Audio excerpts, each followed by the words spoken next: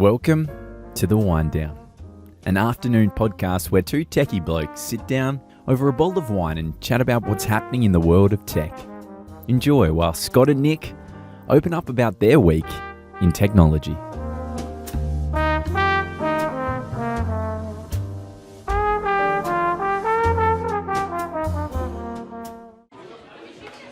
Well, ladies and gentlemen, hello and welcome to the WineDown. I'm Nick, and with me I've got Scott. Hello, Scott. How are you? Hello, Nick. We should record this bit. What's that? We should pre-record this. We should pre-record this, but it's far better if we do it live every time. Now, out of interest, where are we? What are we drinking? We're in the Greenwood today. The Greenwood? It's been a few months. We've decided to finally make our way up here, given it's the start of winter and the sun's out. No, that's very nice. That's gorgeous. The Greenwood Hotel in the middle of North Sydney, and what are we drinking? So you would remember that we actually had a bottle previously at the Firehouse, which was the Jacko's blend, the Jeff Merrill Jacko's. Yep.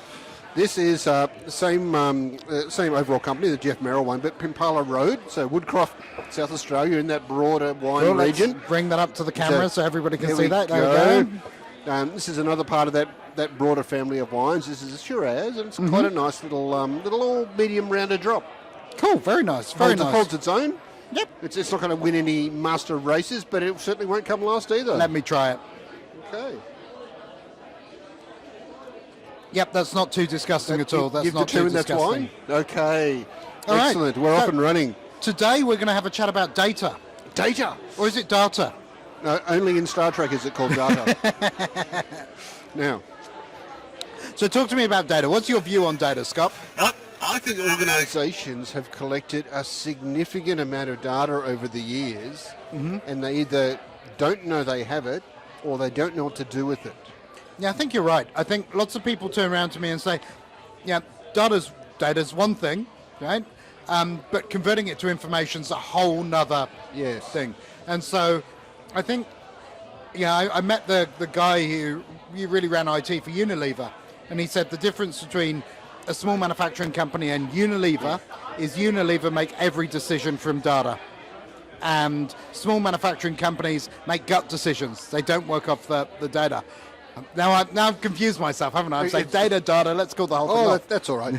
One of the things I keep talking to, even our vendors about quite a lot, we'll get vendors coming and saying, look, you can use our systems, you get access to all of this information, here's all your logs, here's all this data, and in one respect that's great because you've got a lot of visibility over what is possible. Yep. In another respect though, the data's useless unless you understand how to read it. Yeah, you're right. And you really either need a person with that skill in-house, or you need a system you can put all that data into that produces information. And it's the information that's really valuable. But shouldn't everyone really have skills to interpret the data around their job and understand it and slice and dice it and make decisions? At a basic level, yes. But today there is so much data that you now are saying everyone really needs to be a business analyst and understand what to do with it, understand tools such as maybe Power BI that we'll get into, or even Excel to some degree. But there's a lot of data available around just about everything that happens in a business these days. You can't really do it yourself. Good point. Okay, so, but somebody can come in, do a project, get it set up for you, and then you can consume that. You could, once it's all set up. I'm assuming that your data sources don't change or your types of data don't change. Yep. Even things like security data and antivirus and things like that. Those security systems, and they can pull in things like firewall logs, antivirus logs, all the usability logs about what's happening on not just your machine, but every machine in the organisation come up. And if you were to look at that, that could be easily 1 million lines of text. Yeah, easy. Describing just various events that happen, like user 10 opened this application at this time on this day. Yep. And you go, what am I going to do with that?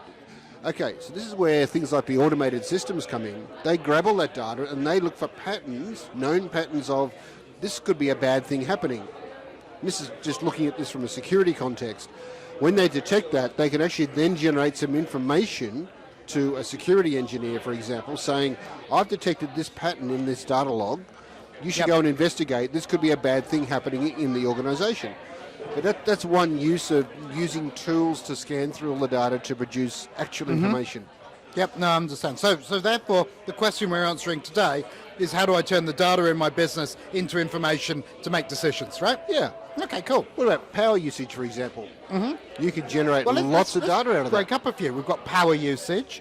We've got logs of things being used. Yes. But not just that. We have sales data. We have customer data. We have all the emails we send to customers. You know, how many customers have we contacted recently? What about our top 10? Yeah, all of that, that's all accessible, right? If you could just turn your data into information. It is. I was talking to one organisation in the last week. Yep. They actually go and look at all of your business data, all of the interactions you have with everybody, and try to determine the health of your client base. Yeah, good point. Now, we're talking to those guys this week. That is fascinating. It was interesting. I've still got to go and have a bit of a closer look at exactly how well they go with it. But the concept is actually brilliant about using that to say, these are our top 10 customers, but look, they've had like 3 emails in 2 months. Cool. Obviously, they're not a top 10 customer. I agree. Let's take a lunch break, and we'll come back and do the rest. Excellent. Cool. And we're back. How was your lunch, Scott? That was a very quick and lovely lunch. It was for them, but for us it wasn't that quick. So, back to turning your business data into information. Okay. So, you talked about log analytics. You talked about looking at logs. Now that's useful if you're an IT pro. That's fair. Okay. But if I'm not an IT pro and I'm running a business, what's some of the data I might have in my business, and how can I turn that into information? Let's have a think. You've got a fairly broad list of categories, right from financial data out of even Xero or your payment systems, your invoicing systems. How often are your clients paying on time? Well, let's start with that, right? Yeah. So if you think about it, every business probably has a financial management system. Absolutely. Even if it's a shoebox, you probably do. And so what's in a financial management system? You've got all of your customers, all of your suppliers. Yes. How much they all spend and how much you spend on them, how regularly they pay, how slowly they pay, and how much business they do with you over time. Now that's fascinating data. What kind of information do you reckon we can get from that? So let's look at that for a second. Let's say you've been in business for a while. Let's say you've got 500 clients on a list somewhere, even 1,000 clients on a list, whatever it is. Yep. Okay. Would you know if one of them stopped buying things off you? No, you wouldn't have a clue, right?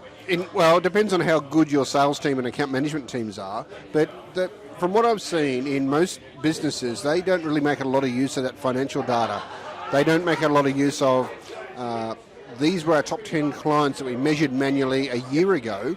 And then you look at that list now and find out, well, 3 of these haven't actually bought anything in the last 6 months. Yep. Why is that? Have you actually gone and asked them? And the answer is usually, we didn't even realise that was happening.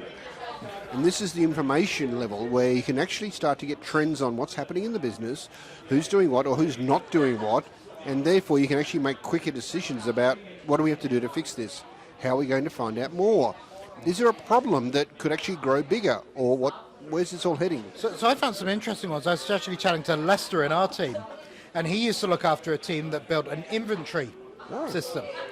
And they moved from Excel and doing really bad inventory to doing it properly. And they suddenly found out that they sold nationally, and in certain places people would buy product A for this much money, but in other locations they'd buy it for a different price. And if you got the prices wrong in the wrong places, your sales fell flat. And if you got them right, the sales were huge. And that's stuff you can only know by looking at your data, right? So there's a lot of sales analytics, which is how do we get more revenue coming in through more really fine-tuning. What are we selling? Where are we selling? At what price? That whole marketing, product price, etc. issue. You've also got operationally, how do we make our business more efficient through the use of all the information we can get out of our data?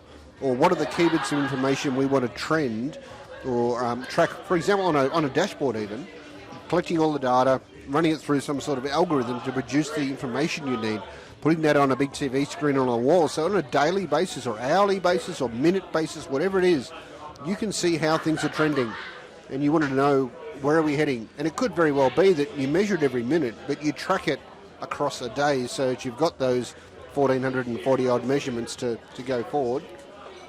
So we've touched on taking data you have and turning it into information and helping with sales and inventory and those sorts of things. But you're forgetting what we did about a year ago for one of our customers, where we used machine learning and turned that historical sales data into a future prediction of sales.